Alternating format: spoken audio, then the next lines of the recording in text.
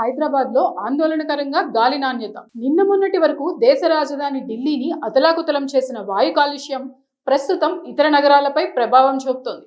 ముఖ్యంగా తెలంగాణ రాజధాని అయిన హైదరాబాద్ నగరంలో గాలి నాణ్యత ప్రమాదకర స్థాయికి పడిపోతుంది. ఫిబ్రవరి 2 సోమవారం తెల్లవారుజామున సోమాజిగూడలోని టీచర్స్ కాలనీ ప్రాంతంలో ఎయిర్ క్వాలిటీ ఇండెక్స్ ఏకంగా 318గా నమోదైంది. సాధారణంగా డబుల్ డిజిట్ లో ఉండాల్సిన కాలుష్య స్థాయిలు చలికాలం ప్రభావంతో దట్టమైన పొగమంచు, వాహనాల ఉద్గారాలు తోడవడంతో అత్యంత ప్రమాదకర స్థాయికి చేరుకున్నాయి. ముఖ్యంగా తెల్లవారుజామున 6 నుండి 7 గంటల సమయంలో కాలుష్య తీవ్రత ఎక్కువగా కనిపిస్తుంది.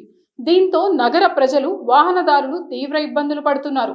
నగరంలో వేగంగా పెరుగుతున్న వాయు కాలుష్యం దృష్ట్యా ప్రజలు అప్రమత్తంగా ఉండాలని వైద్య నిపుణులు సూచిస్తున్నారు.